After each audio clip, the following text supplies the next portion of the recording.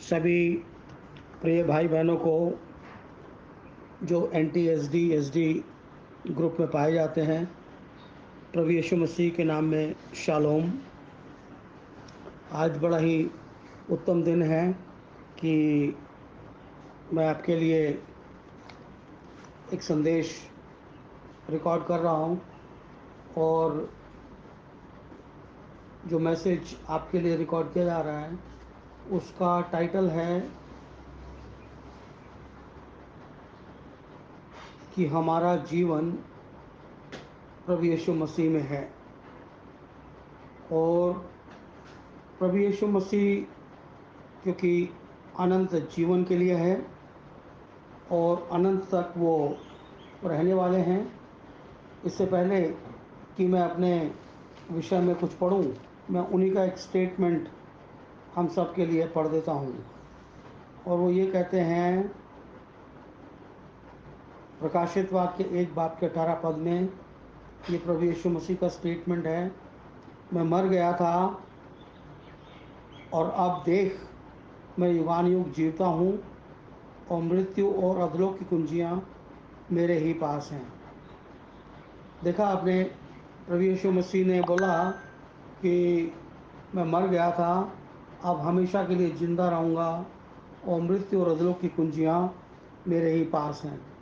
तो मेरे अजीज़ों, हमारा जो वजूद है वो अपने आप में नहीं है।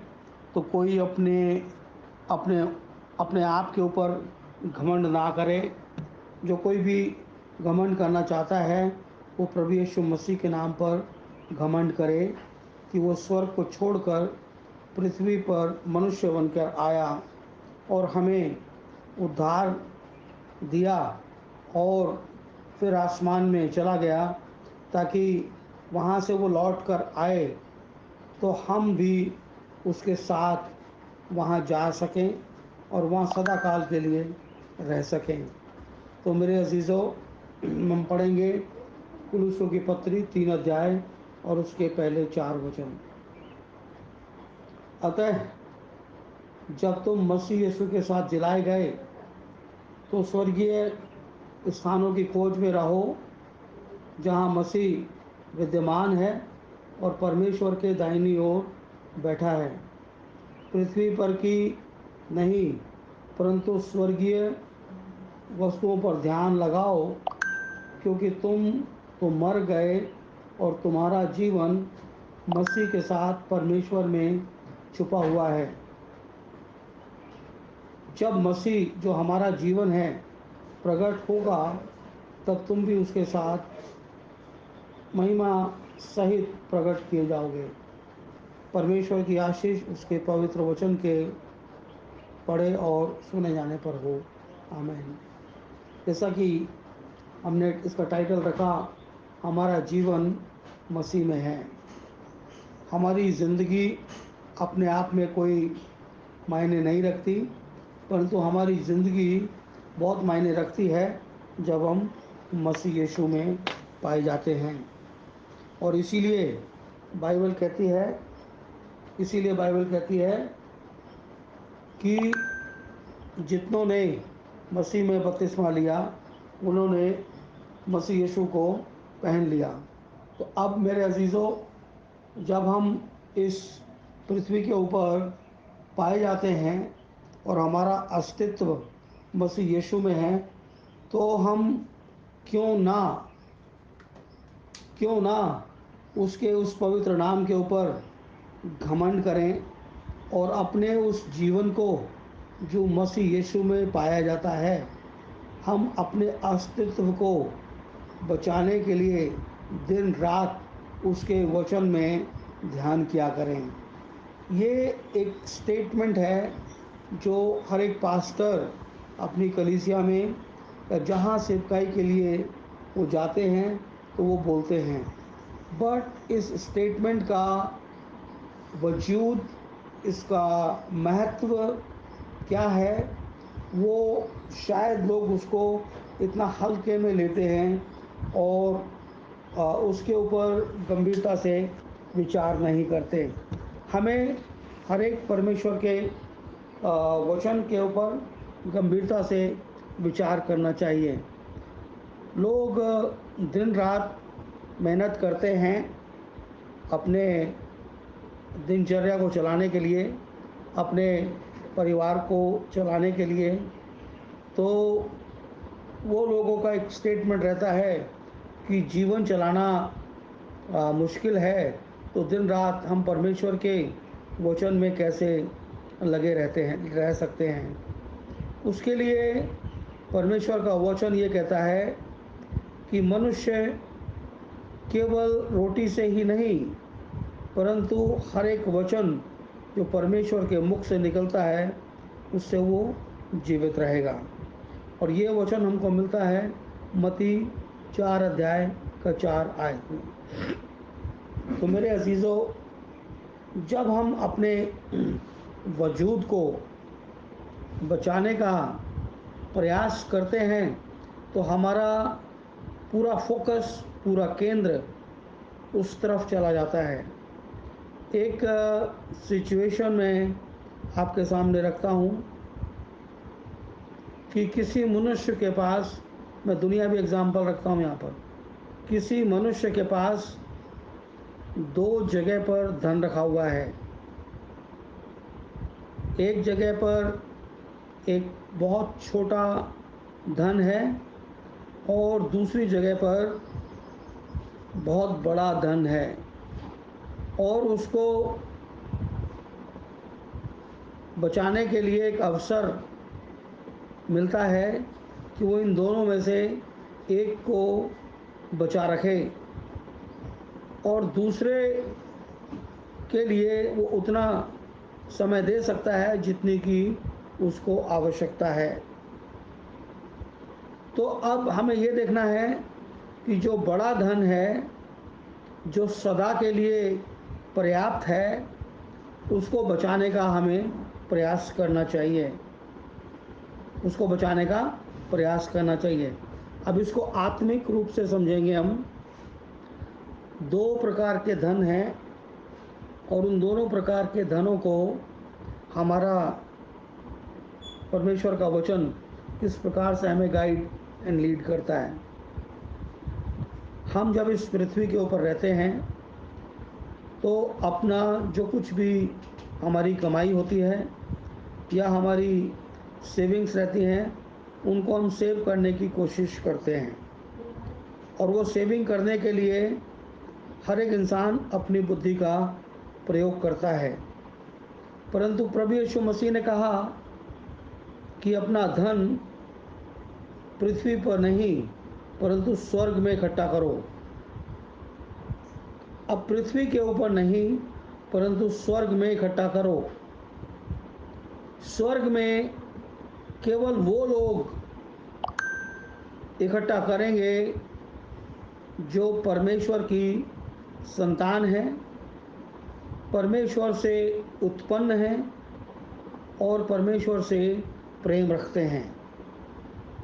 आप ये सोच सकते हैं कि शायद ये स्टेटमेंट भावनात्मक है, परंतु मैं हर एक बात को परमेश्वर के पवित्र वचन से आप लोगों के लिए प्रमाणित करूंगा और आप देखेंगे कि हाँ, वास्तव में क्या है। जब हम परमेश्वर से प्रेम रखते हैं, जब हम परमेश्वर से प्रेम रखते हैं तो हमारा अस्तित्व जो इस दुनिया में है वो सुरक्षित होता है उस प्रोसेस के थ्रू जो उद्धार का मार्ग हमारे प्रभु यीशु मसीह और उसके भविष्यवक्ताओं और प्रेरितों ने आदिकाल से देते आए हैं। और जब हम नए नियम के अंदर आते हैं तो नए नियम के अंदर एक बड़ी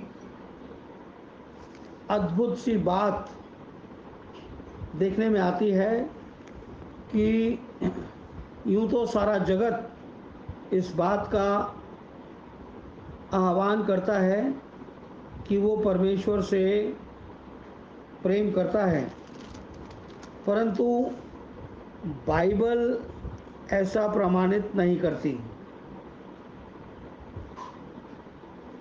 पहला कुरिन्थियों 2 अध्याय उसके 9 वचन में इस प्रकार से लिखा है, परंतु जैसा लिखा है, जो बातें आँख ने नहीं देखी और कान ने नहीं सुनी, और जो बातें मनुष्य के चित्त पर नहीं चढ़ी, वे ही हैं परमेश्वर ने अपने प्रेम रखने वालों के लिए तैयार की हैं। ये बात स्पष्ट रीति से कहलाती है, प्रमाणित है कि लोग परमेश्वर का नाम भय के कारण लेते हैं,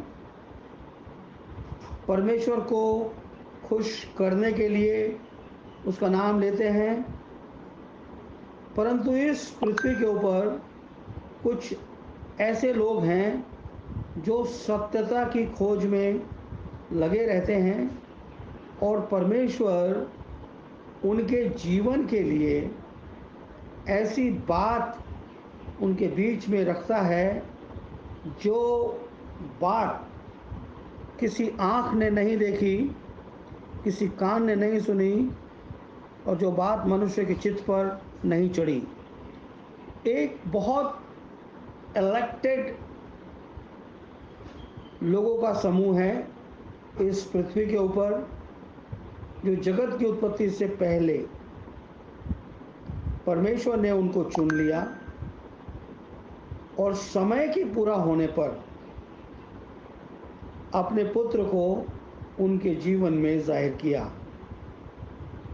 जब ये परिस्थिति वहाँ पर बनती है कि प्रभु यीशु मसीह का प्रकटीकरण उनकी ज़िंदगी में होता है, और जब उस एनकाउंटर में वो देखते हैं और भौचक्के के रह जाते हैं कि ये क्या हुआ, तब उनकी वो आँखें जो आध्यात्मिक बातों को समझती हैं, और वो मस्तिष्क जो पृथ्वी से ऊपर उठकर उस ज्ञान को समझता है जो स्वर्गीय है, वो चक्षु खुल जाते हैं, और खुल जाने के सबब से मेरे अजीज़ों, वो उस बात को भली भांति समझने लगते हैं, क्योंकि यहाँ पर बात स्पष्ट रीति से लिखी है, जो बात आँख ने नहीं देखी, कान ने नहीं सुनी, और मनुष्य के चित्त पर नहीं चढ़ी। ये बात आप अपने ऊपर भी ले सकते हैं कि कुछ बातें ऐसी हैं जो आँख ने नहीं देखी, कान ने नहीं सुनी, और आपके चित्त के ऊपर नहीं चढ़ी, चित्त पर नहीं चढ़ी। वे ही हैं जो परमेश्वर ने अपने प्रेम रखने वालों के लिए तैयार की हैं।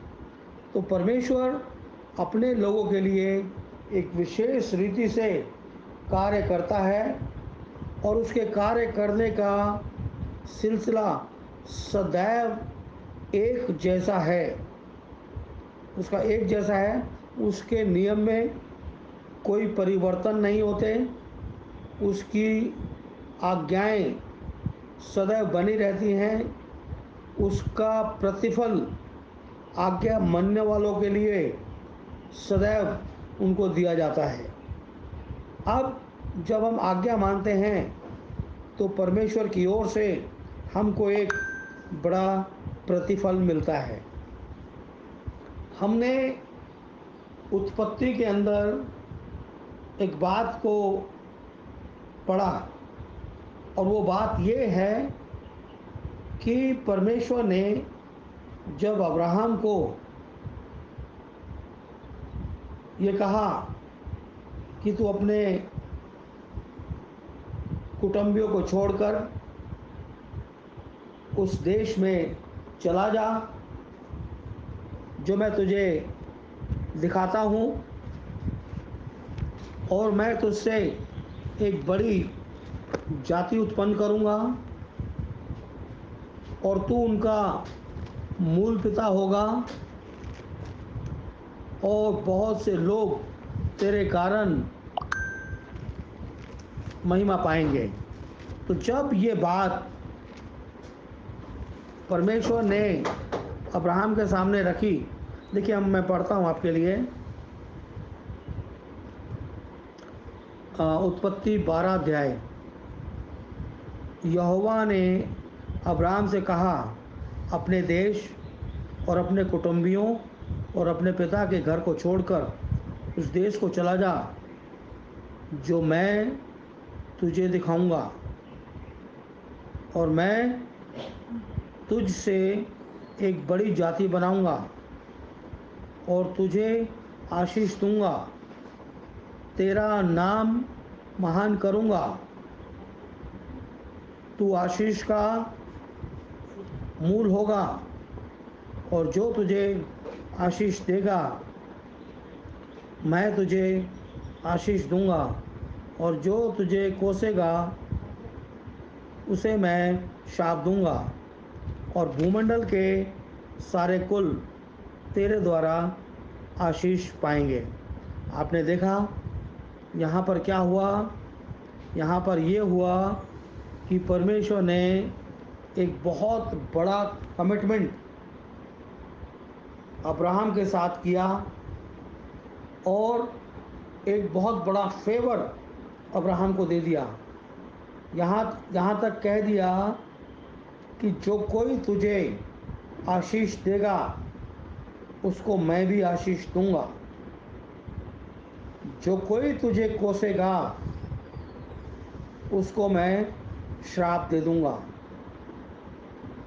उसके अलावा वो कहता है कि मैं तुझसे एक बहुत बड़ी जाति बनाऊंगा और तू उसका मूल पिता होगा, और तेरे कारण सारे कुल आशीष पाएंगे। एक वचन और पढ़ लेते हैं इसी उत्पत्ति से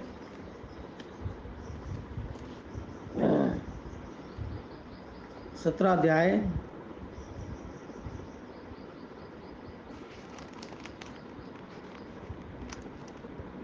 जब अब्राहम ने 99 वर्ष का हो गया तब यहोवा ने उसको दर्शन देकर कहा, मैं सर्वशक्तिमान ईश्वर हूँ, मेरी उपस्थिति में चल और सिद्ध होता जा।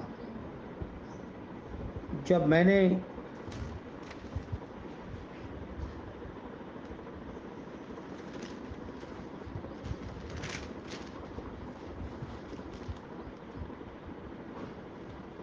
तेरे साथ वाचा बांधूंगा और तेरे वंश को अत्यंत बढ़ाऊंगा। यहाँ पर एक शब्द आया है कि मैं तेरे वंश को अत्यंत बढ़ाऊंगा। अब जब बढ़ोतरी की हम बात करते हैं तो शाब्दिक रूप से हम इसको समझने का प्रयास करते हैं, और बढ़ाने का मतलब मल्टीट्यूड भी होता है, और बढ़ाने का मतलब all riches which are available in heaven, उनसे भी वो उनको परिपूर्ण करेगा। अब यहाँ पर बात आई है कि मैं तेरे वंश को अत्यंत बढ़ाऊंगा। अब्राहम का वंश है कौन? क्या अब्राहम का वंश जो अब्राहम के द्वारा संतान पैदा हुई वो थे? हम इसको बाइबल से देख लेते हैं। हम निकालेंगे गलतियों की पत्री,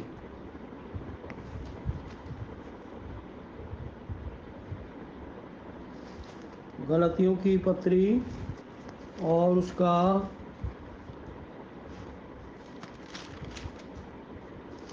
3 अध्याय।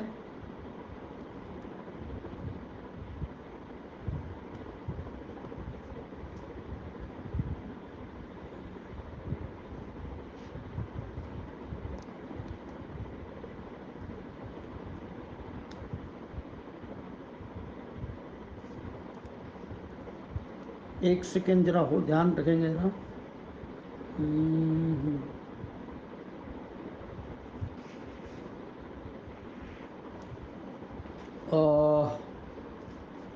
गलतियों की पत्री 3 अध्याय।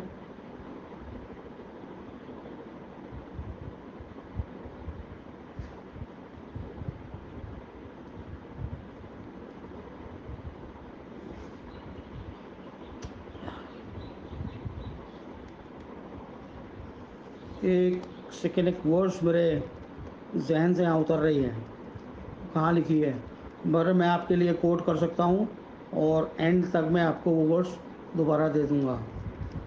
बाइबल ये कहती है कि जो वंश जिसको परमेश्वर ने प्रतिज्ञा दी थी अब्राहम को कि उस वंश को मैं बहुत बढ़ाऊँगा, तो वो वंश कोई और नहीं, वो वंश मसीह है।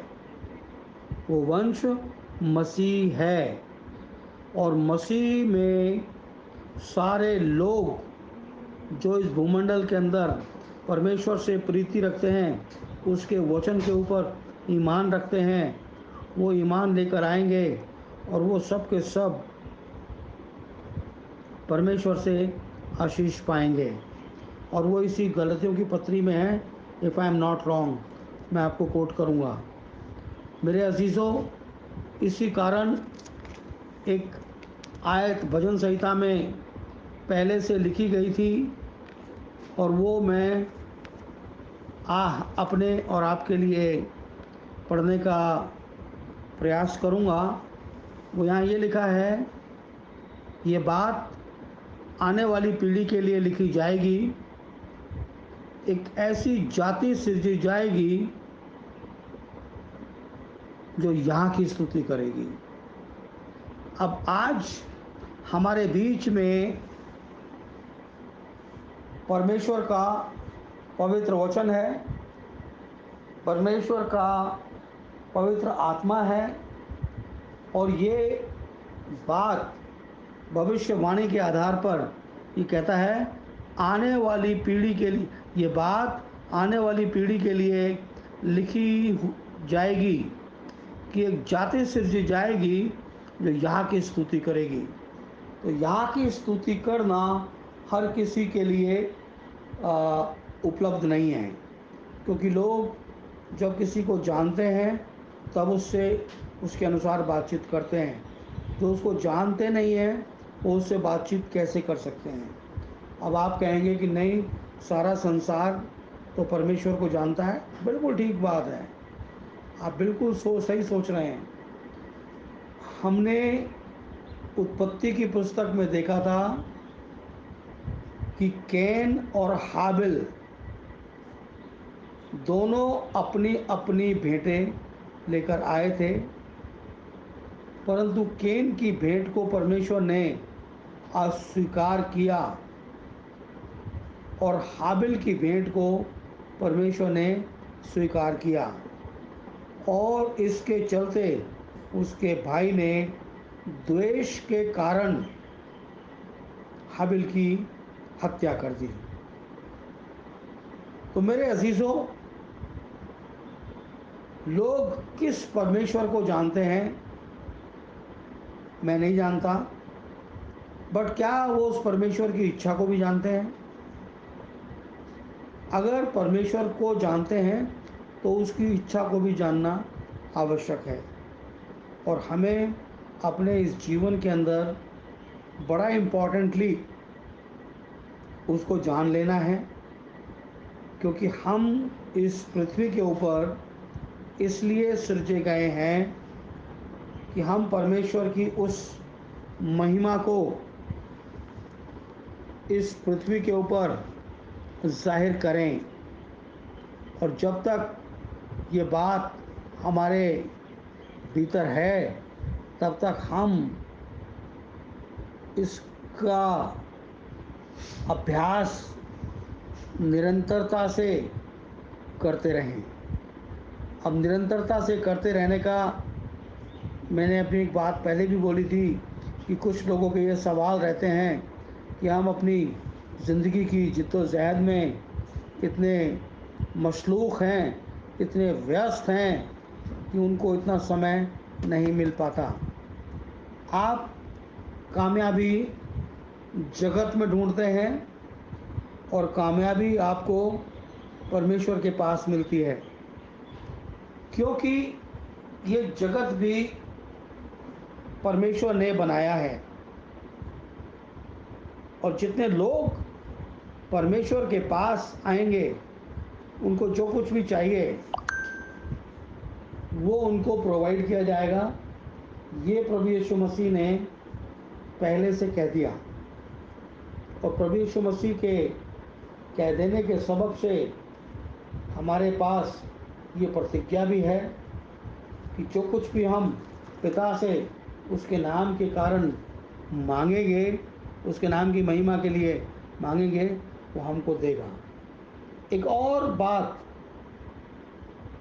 जो हमारे विश्वास को दृढ़ कर सकती है, हम उसको पढ़ेंगे यहोशू की पुस्तक 1 अध्याय और उसके 8 और 9 वचन को। व्यवस्था की ये पुस्तक तेरे चित्त से कभी उतरने ना पाए, इसी में दिन रात ध्यान दिए रहना, इसलिए जो कुछ उसमें लिखा है उसके अनुसार तू करने की चौकसी करे, क्योंकि ऐसा ही करने से तेरे सब काम सफल होंगे और तू प्रभावशाली होगा। लोग अपने आप को प्रभावशाली बनाने के लिए जगत में झोंक देते हैं, जबकि अपने आप को प्रभावशाली बनाने के लिए आपको परमेश्वर के चरणों में अपने आप को समर्पित करना है। और जब आप अपने आप को परमेश्वर के चरणों में समर्पित कर देते हैं, तो यहाँ लिखा है, इसलिए जो कुछ उसमें लिखा है उसके अनुसार तू करने की चौकसी करे, क्योंकि ऐसा ही करने से तेरे सब काम सफल होंगे। तो मेरे अजीज़ों, क्या हम अपनी ज़िंदगी के उन कामों को जिनके लिए अपनी ज़िंदगी खपा देते हैं, सफल करने के लिए क्या परमेश्वर के चरणों में हम बैठ के उसकी स्तुति और उसकी भक्ति और उसकी महिमा की बातें नहीं कर सकते? अवश्य कर सकते हैं, परंतु ये दिखावे के लिए नहीं होना चाहिए, ये लालच के लिए नहीं होना चाहिए। आपका संबंध आपके परमेश्वर के साथ रहना चाहिए, और जब आपका संबंध आपके परमेश्वर के साथ रहता है, तो आप मेरे अजीज़ों परमेश्वर की दृष्टि में धन्य ठहरते हैं। मैं 9वां वचन पढ़ूंगा यहोशू का। क्या मैंने तुझे आज्ञा नहीं दी कि हया बांध, दृढ़ हो, भय न खा। आज हमें छोटी छोटी चीज़ों का भय आ जाता है और हम परमेश्वर का इंतज़ार नहीं करते, और जिसने परमेश्वर का इंतज़ार किया है विश्वास के साथ, उनका मुंह कभी लज्जित नहीं हुआ। एक एग्ज़ाम्पल जो हमेशा मैं कोट करता हूँ वह है डैनियल का। डैनियल के लिए आज्ञा निकल गई थी कि उसको आज रात शेरों के बाड़े में डाल दिया जाएगा, जो शेर कई दिन से भूखे हैं, और उनको डैनियल को वहाँ पर डाल दिया जाएगा। सारा महल राजा का ये सोच रहा था कि आज की रात डैनियल की ज़िंदगी की आखिरी रात होने वाली है, क्योंकि ज्यों ही डैनियल को शेर के बाड़े में डाला जाएगा, शेर की मांद में डाला जाएगा, शेर उसको खा लेंगे और डैनियल का अस्तित्व हमेशा के लिए मिट जाएगा। उस पृथ्वी के ऊपर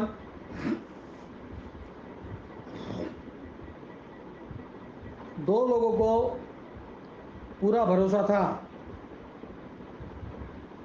एक डैनियल को और डैनियल के उस राजा को, क्योंकि राजा जब सुबह के वक्त वहाँ पे जाता है तो धीरे से पूछता है कि ए डैनियल, क्या तुझे तेरे परमेश्वर ने बचा लिया?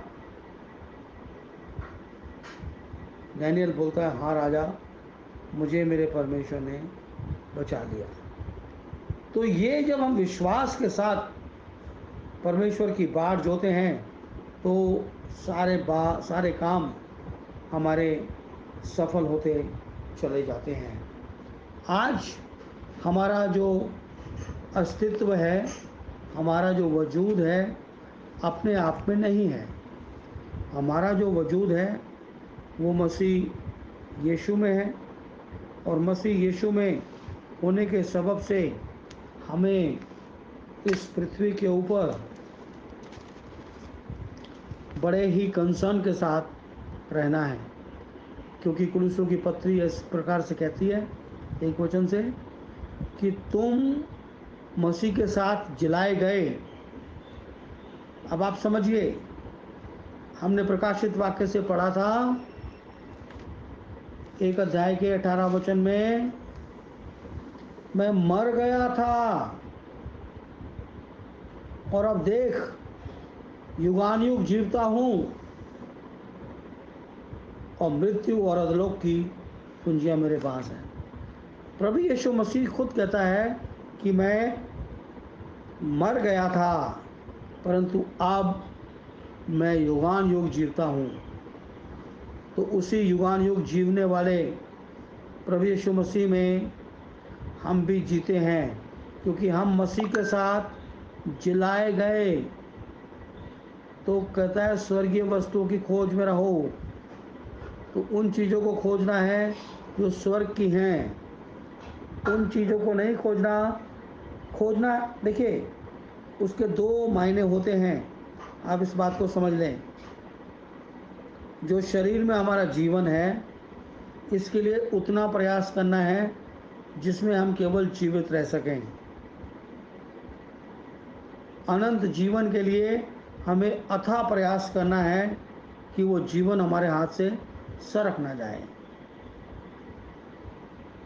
दो लोगों की चर्चा मैं यहाँ पे फिर करना चाहूँगा, एक लाजर की, लूका 16 के अंदर जो लिखा हुआ है, एक लाजर की और एक रईसजादे की।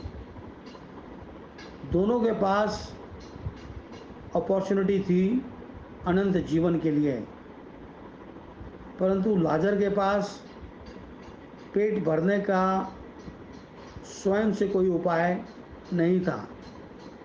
वो परमेश्वर ने उसके लिए ठहराया कि तू रईसजादे की जूठन खाकर अपने जीवन यापन को कर। अगर वो बड़ा चंगा होता तो वो उसकी जूठन नहीं खाता, दिहाड़ी मजदूरी करता, खेत खलिहान में काम करता, किसी के घर में मजदूरी करता, किसी के खेत में मजदूरी करता और अपनी दिहाड़ी लेकर आता और अपने परिवार के अंदर आनंद से रहता। परंतु उसकी अवस्था ऐसी थी तो उसको अपने जीवन को तब तक जीवित रखना है जब तक कि उसको मृत्यु ना आ जाए। और पहले रईसजादा मरा, फिर नहीं, पहले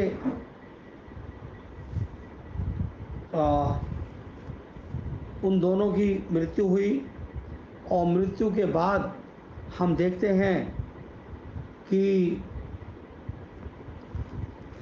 जैसे ही पहले मृत्यु हुई है लाजर की और फिर मृत्यु हुई है रईसजादे की, और जैसे ही रईसजादे की आँख वहाँ खुलती है तो वो क्या देखता है कि अब्राहम की गोद के अंदर लाजर है। अब्राहम की गोद के अंदर लाजर है, और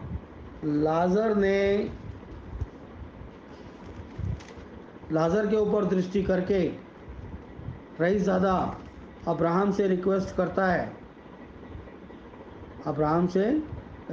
करता है कि तू लाजर को मेरे पास भेज दे ताकि वो अपनी एक उंगली भिगोकर मेरे हलक में डाले, क्योंकि मैं यहाँ पीड़ा में तड़प रहा हूँ। मेरे अजीज़ों, अब्राहम ने उसे बड़ा प्यार से उत्तर दिया कि देख, तू अपने हिस्से का आनंद और अच्छी वस्तुओं का सेवन कर चुका है, वैसे ही लाजर भी बुरी वस्तुओं का सेवन कर चुका है। अब वो उसके हिस्से की अच्छी वस्तुएं हैं, वो उसको यहाँ पर सेवन करेगा। और वैसे भी तुम्हारे और हमारे बीच में एक खाई ठहराई गई है कि वहाँ से कोई चाहकर भी इस ओर ना आ सके और यहाँ से भी कोई चाहकर उस ओर ना जा सके। तो हम जो यहाँ पर कार्य कर रहे हैं उसके बीच में एक बहुत बड़ी दरार है, एक बहुत बड़ी खाई है, और उस खाई को कोई टाप कर इस पार नहीं आ सकता। जब उसको टाप कर इस पार नहीं आ सकता तो उसके लिए ये दरवाजे हमेशा के लिए बंद हैं। शरीर की आवश्यकताओं को पूरा करने के लिए अगर हमें धन की आवश्यकता है तो ये छोटा धन है, हमें कम समय यहाँ पर बिताना है। अनंत जीवन के लिए अगर हमें जीना है तो ये बड़ा धन है, और यहाँ पर हमें अधिक समय, अधिक मेहनत और अधिक कंसर्न के साथ जीवन बिताना है, क्योंकि स्वर्गीय वस्तु की खोज में रहो जहाँ मसीह विद्यमान है और परमेश्वर की दाहिनी ओर बैठा है।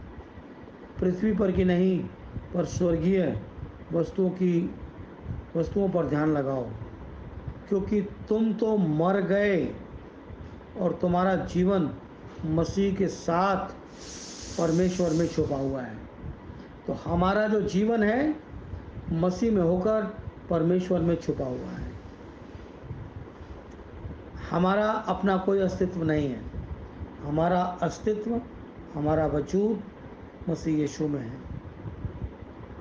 आज अगर हम अपने आचरण के ऊपर, अपने होल बीइंग के ऊपर ध्यान दें तो चौथा वचन कहता है, जब मसीह जो हमारा जीवन है प्रकट होगा तो तुम भी उसके साथ महिमा सहित प्रकट किए जाओगे। तो हम उसके साथ महिमा सहित प्रकट किए जाएंगे। आज हमारा अस्तित्व मसीह यीशु में है और हमें अपने वजूद को हमेशा के लिए बचाना है, क्योंकि ये जीवन तो 70-80 साल का या 90 साल का अधिकारी से हो सकता है, परंतु हम अनंत तक बने रहें प्रभु यीशु मसीह के मार्फत परमेश्वर में, ये हमारे लिए एक उत्तम बात हो सकती है। तो मेरे अजीज़ों, मेरे प्रिय भाई बहनों, तो जीसस क्राइस्ट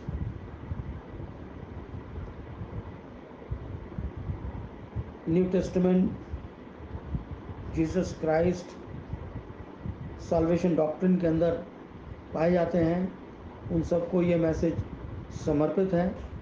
प्रभु आप लोगों को बड़ी आशीष और बरकत दें। May God bless you all. Amen, amen.